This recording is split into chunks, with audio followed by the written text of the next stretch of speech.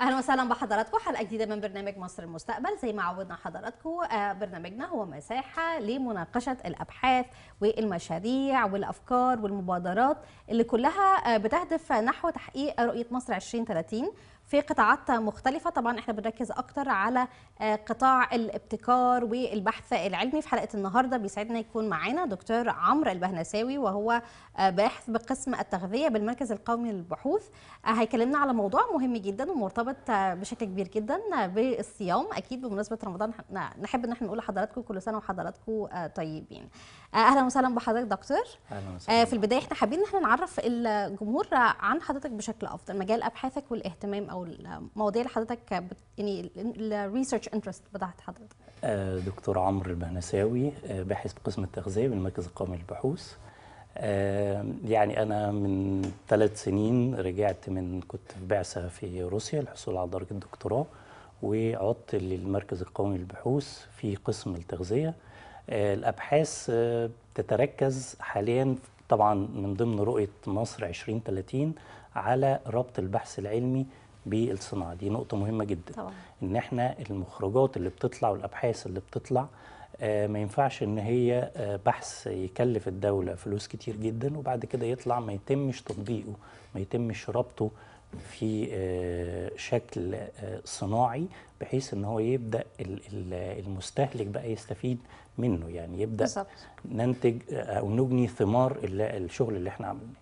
فكان الهدف طبعا ان احنا نشوف ايه المشاكل اللي موجودة حاليا، او بالتحديد مسألة الاستيراد وإيجاد منتج بديل محلي الصنع بنسبة 100% بديل للمنتج المستورد. طيب المشكلة هنا زي ما حضرتك قلت أو طرحت إنه هي إيه، ممكن نقول برودكتس أو منتجات مستوردة إحنا عايزين نعملها ريبليسمنت أو نبدلها بمنتجات تبقى محلية.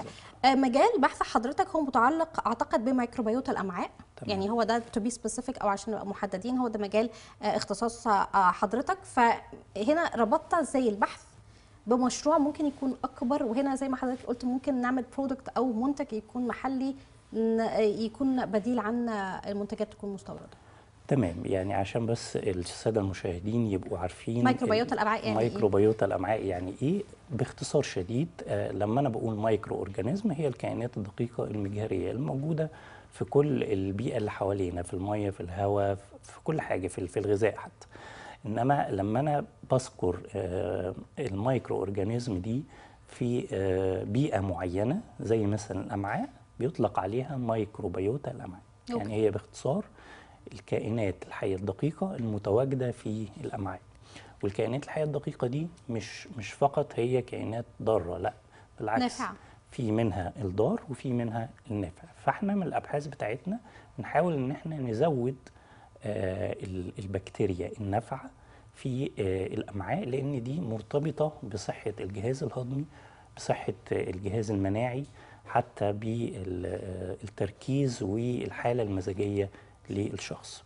فابحاثنا كانت متركزه على اضافه البكتيريا النافعه في الغذاء. لما انا احط بكتيريا نافعه دي بنسميها اكسبريشن اسمه بروبيوتيك. بروبيوتكس دي دايما احنا بنسمعها دلوقتي في بعض المنتجات الغذائيه. بالظبط، بنسمع عن البروبيوتيك وفي مصطلح تاني اسمه البريبيوتيك. الفرق باختصار ما بين الاثنين، البروبيوتيك هي البكتيريا النافعه اللي وجودها هام جدا في الجهاز الهضمي وفي الامعاء، وبتساعد عمليه الهضم زي ما وبتساعد على عمليه الهضم. بل على العكس، ان هو عدم وجود البكتيريا دي او وجودها بكميات قليله او باعداد قليله ممكن يؤدي لحدوث امراض. اوكي. فبالتالي كان من المهم جدا ان احنا نطور منتجات غذائيه فيها ونضيف لها بروبيوتيك. نضيف لها بالظبط البروبيوتيك. النوع الثاني البريبيوتيك دي الفود كومبوننت نفسه، او الياف غذائيه على سبيل المثال، وهي دي جسمنا اصلا مش بيقدر ان هو يهضمها، بس هي دي تمثل الوقود بتاع البكتيريا النافعه دي. يعني البكتيريا النافعه عشان تنمو وعددها يكبر في الجهاز الهضمي وتقدر تؤدي الوظيفه بتاعتها بشكل جيد، لازم يكون في الوجبه متوفر البريبيوتيك. دكتور عمرو، لو احنا اتكلمنا على الاغذيه اللي متواجد فيها البروبايوتيك والبريبايوتيك، ممكن ندي ايه اكزامبلز او امثله للمشاهدين؟ بالنسبه للبروبايوتيك اشهر الحاجات اللي موجوده فيها جميع الاغذيه المتخمره، اوكي. زي منتجات الالبان كلها. زبادي. طبعا بالظبط اشهر حاجه فيها هي الزبادي، بيبقى محتوي على بكتيريا اللاكتيك اسيد، ودي بتكون مفيده جدا في عمليه الهضم وتنظيم صحه الجهاز الهضمي بشكل كامل. البريبايوتيك؟ البريبايوتيك دي باختصار هي المكونات الغذاء اللي بتحتوي على الكربوهيدرات المعقده. اشهر حاجه اللي هي عيش؟ الالياف. اوكي. العيش طبعا بيحتوي على الرده، الحبوب الكامله، الخضروات والفاكهه غنيه جدا بالالياف، وخصوصا الخضروات الورقيه زي الخس والجرجير، البقدونس، الكابوتشا، الكرنب. كل الحاجات دي غنيه جدا بالالياف الغذائيه. فزي ما احنا قلنا الالياف الغذائيه دي الجهاز الهضمي بتاعنا لوحده ما بيقدرش ان هو يهضم الكلام دوت، ولكن هو دوت بمساعده البكتيريا النافعه بتكون بيعمل زي انهانسمنت او بالظبط، تعزيز ليها بالظبط بشكل كده، افضل. طيب بالظبط لو احنا كده. اتكلمنا بما احنا في شهر رمضان صيام، فازاي الصيام هنا بيأثر على تركيبة مايكروبيوتا. الميكروبيوتا في الأمعاء؟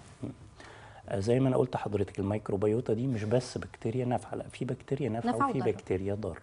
وجود البكتيريا الضاره دي طبعا بيكون مرتبط بامراض كتيره جدا. الصيام حتى مش المتقطع، كمان صيام رمضان، احنا يمكن شفنا ابحاث كتيره على الانترنت منشوره في مجلات علميه على ايد متخصصين علماء في مجال التغذيه. وجدوا ان صيام رمضان بالذات، وعلى فكره العلماء دول مش بس عرب ومسلمين، علماء برضو من دول اوروبيه واجانب وامريكان، اكتشفوا ان الصيام بيأثر بشكل كبير جدا على تركيبه الميكروبيوتا الامعاء، التوازن ما بين البكتيريا الضاره والنافعه. حصل انخفاض شديد جدا في البكتيريا الضاره، بالظبط جدا، وخصوصا في بعض انواع كتير من البكتيريا الضاره، اهمها الفوزوبكتيريم، وده بيكون مرتبط بسرطانات القولون. فالنسبه دي قلت جدا. على الجانب الاخر علّى من اعداد البكتيريا النافعه، وقاسوا بعديها الوظائف الجهاز الهضمي، حاله الجهاز الهضمي، البروتينات المناعيه، عشان يشوفوا الريفليكشن بقى على الجهاز المناعي. وجدوا تحسن شديد جدا في قدرات الجهاز الهضمي. بس ده طبعا زي ما احنا قلنا مش الصيام بس، لان الصيام ده حاجه، وبعد كده بعد بقى لما ابدا الفطار، يعني من الفطار للسحور، هنا النظام الغذائي بقى او العادات الغذائيه دي برضو ليها تاثير كبير جدا على التوازن ما بين البكتيريا النافعه والبكتيريا الضاره. طب العادات الغذائيه الغلط اللي احنا المفروض ان احنا نعدلها علشان هنا نحافظ على البكتيريا النافعه في الجسم، خاصه زي ما احنا بنقول مع عدد ساعات صيام حوالي 12 او 13 ساعه، المفروض نعمل ايه من بعد طبعا مرحله الصيام؟ الفطار نعمل ايه؟ يعني اولا ان احنا زي ما انا قلت نكتر من الاغذيه الغنيه بالالياف. يعني لازم طبق السلطه ده حاجه اساسيه على الفطار. نقلل طبعا من الحاجات الدسمه والحاجات المقليه، ان كل ده برضو من شأنه ان هو بيقلل من وجود البكتيريا النافعه. كذلك الناس اللي هي بتبدأ الفطار على طول بكميات كبيره، ما ينفعش ان الجهاز الهضمي يبقى له فتره في حاله خمول، فما ينفعش ان انا ابدا مره واحده اديله كميات كبيره. لازم اعمل جراديوال، يبقى في تدريجيا. يعني ممكن ابدا بحاجه سخنه زي الشوربه مثلا، وطبعا التمر، لان هو ده فيه مصدر سكريات بسيطه تمتص بشكل سريع، لان طبعا الجسم بيبقى محتاج السكر بشكل سريع. صح. فالحاجات دي ما بتتعبش الجهاز الهضمي. وبالاضافه للفاكهه والخضار، خلاص يبقى كده المعده اتهيأت تماما للدخول بقى لمرحله الهضم بقى ومرحله الافطار. على وجبه بقى السحور يبقى لازم حاجه اساسيه الاغذيه الغنيه بالبريبيوتيك والبروبيوتيك معاها. زي ما احنا قلنا الزبادي طبعا، الزبادي من اهم الحاجات الموجوده. الابحاث بقى اللي احنا يعني كنت عايزه ارجع تاني لمجال ابحاث حضرتك، يعني عايزين نتكلم يعني عليها اكتر هنا. يعني ممكن نقول اجدد او اكتر حاجه ريسنت بالنسبه لحضرتك في الابحاث. بالظبط. احنا كان في مشروع بحثي ممول من هيئه STDF التابعه لاكاديميه البحث العلمي والتكنولوجيا، في ايجاد زي ما انا قلت لحضرتك منتج محلي ويكون بديل للمستورد. البروبيوتيك بتبقى موجوده في الصيدليات حتى على شكل كبسولات تابلت. كل المنتجات اللي موجوده في الصيدليات دي منتجات مستورده، فطبعا بتكون اسعارها غاليه جدا. يمكن الحاجات المحليه اللي موجوده اغلبها منتجات البان، ومن هنا يعني بعض الناس بقى عندهم حساسيه من المنتجات اللبنيه، حساسيه لاكتوز. كمان في ناس عندها او بتحب تمشي على نظام غذائي او نباتي، فما بتحبش تدخل منتجات الالبان والاغذيه الحيوانيه. مفيش اي منتجات كانت موجوده فيها البروبيوتيك حاليا في مصر. في منتجات طبعا موجوده خارجيا ويتم برضو استيرادها، بس احنا كنا مركزين اكتر على استخدام الباي برودكت او المنتجات الثانويه او المخلفات اللي يمكن اعاده تدويرها من مصانع الصناعات الغذائيه ومصانع الالبان. قمنا بعزل السلالات البروبيوتيك دي من حاجات اغذيه متخمره مصريه زي المش وزي الصوبيا. قمنا بعزل السلالات دي. طبعا تم تعريفها، لان انا قبل ما ابدا اشتغل لازم ابقى عارف السلاله اللي عندي دي هي فعلا اللي انا عايزها ولا لا، واعرف بعمل لها النكست جينيريشن سيكونسينج، يعني بشوف الماده الوراثيه بتاعتها عشان اقدر بالظبط اقول بعرف البكتيريا دي كذا. استخدمنا زي ما قلت لحضرتك مخلفات المصانع لاعاده تدويرها عشان ما يكونش فيه هدر، وده بقى التنميه المستدامه. ان انا بحاول بقدر الامكان اساعد حتى النظام البيئي ان انتج منتجات قليله في التكلفه وبالظبط وفي نفس الوقت تكون صديقه للبيئه. بالظبط. فبعد لما عزلنا السلالات دي، طبعا الفريق البحثي في قسم التغذيه ده كل ده داخل معهد القومي للبحوث، كل ده داخل المركز القومي للبحوث. رئيس الفريق البحثي الدكتوره ليلى حسين، وحتى بالتعاون مع علماء من دول خارجيه. يعني في بروفيسور من امريكا جه عندنا 3 شهور استضفناه داخل معامل المركز القومي للبحوث، خصيصا للمشروع ده، خصيصا في المشروع دوت، واشترك معانا في ابحاث اجريت على اطفال في سن الحضانه.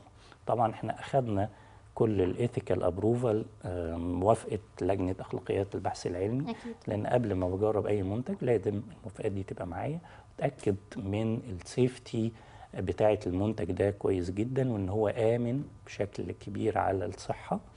وبعد كده ببدا اجرب بقى هل هو فعلا افكتيف ولا لا. يعني طيب انتوا في اي مرحله؟ يعني برضو الموضوع ده مهم جدا. يعني حضرتك تجاوزتوا كل المراحل. اوريدي عملنا، والابحاث اوريدي اتنشرت في المجلات العلميه الدوليه، وحاليا بقى بنطور وبنربط بقى البحث اللي احنا طلعناه بالصناعه.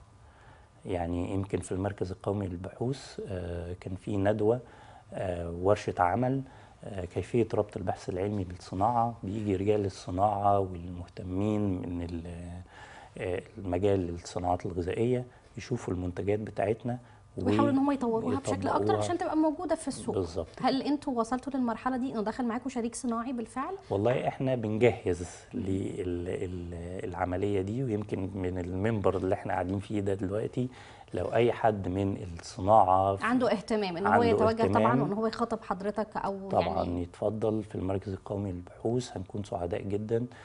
حتى دايما بيبقى بنطلب منهم ان هم يجوا يقولوا لنا المشاكل بتاعتهم اللي بتواجههم عشان حضراتكم تقدروا عشان احنا نوجد الحلول ليها.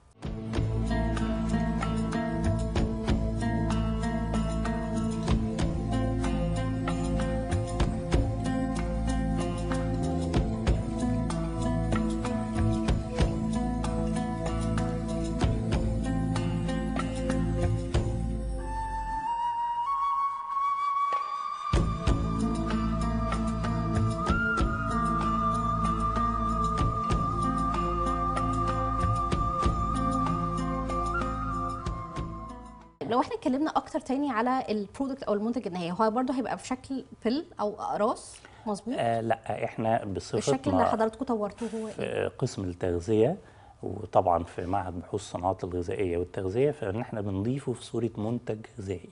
زي سبلمنتري او حاجه مكمل غذائي ممكن نقول؟ في صورة منتج غذائي، فود فورتيفيكيشن. يعني احنا دلوقتي طلعنا بسكوت مدعم معزز، مدعم زي ما احنا شفنا حاجات ومعزز. بفيتامين دي او غيره، هي بتبقى نفس الفكره، بالظبط. مدعم بالبروبايوتيك او مدعم بريبايوتيك. بالبروبيوتيك، وكذلك بعض الفواكه زي البلح برضو مدعم بالبروبيوتيك. يبقى هو المنتج النهائي هيبقى اكل، منتج بالظبط، غذائي، مش بالظبط. حاجه موجوده في الصيدليه، مش لا. بيل او غيره. وده هيبقى بديل، يعني هنا احنا مش هنحتاج فيما بعد لما يبقى المنتجات دي موجوده ومتوفره في السوق طبعا وابروفد وموافق عليها وغيره، مش هنبقى محتاجين ان احنا نستورد مش هنبقى محتاجين نستوردها، هنقفل لان الكلام ده بيكلف الدوله طبعا كتير جدا. فكان من هنا الفكره ان احنا نشوف حاجه محليه وتكون فعلا اتجربت واثبتت نجاحها.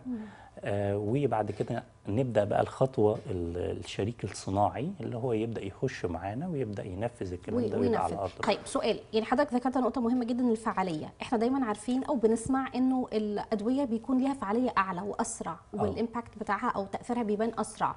المكملات الاغذيه او اي حاجه مدعمه ممكن تاخد مده اطول، فعاليتها تكون اقل، هل ده صحيح؟ مش في اغلب الاحيان. يعني طبعا لازم بعد ما المنتج يطلع، اولا انا بعمل له اختبارات حسيه، يعني بشوف المنتج دوت من حيث الطعم، من حيث الشكل، يعني بجيب الاستساغه ناس طبعا، الاستساغه ناس وبيدوقوا الحاجات دي وبيقيموا، بيدوا المنتج ده من 1 ل10 التقييم بتاعي. لازم السنسوري ايفالويشن تكون مهمه جدا عشان المنتج النهائي بقى اللي هيطلع. لو حاجه طعمها مش يعني حلو، حتى ربحيا مش هيبقى، بالظبط، مش هينفع. اكيد ان انا مش هقدر اخدها. حاجات بقى السبلمنت اللي هي موجوده في الصيدليات اغلبها بتبقى في يعني للسرعه، يعني بيبقى حالات عندهم نقص شديد، فمحتاجين ان هم يعوضوا النقص ده بشكل في مده زمنيه في معينه. مده زمنيه. لكن انما ده احنا لا، هنا ده بنتكلم بقى على لايف اللايف ستايل، بالظبط، نظام حياه.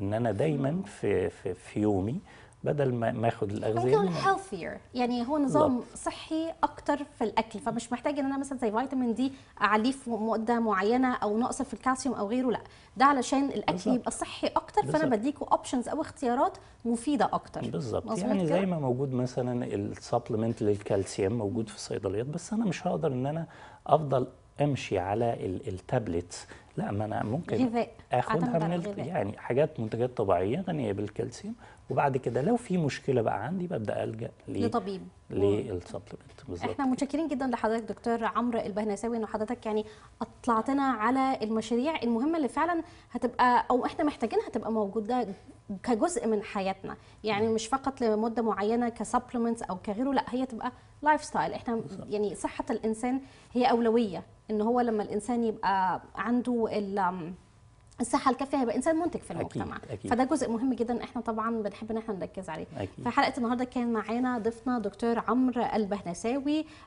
الباحث بقسم التغذيه بالمركز القومي للبحوث. شكرا جزيلا لحضرتك. شاكر جدا لحضرتك وسعيد جدا بوجودي النهارده معاكم. شكرا.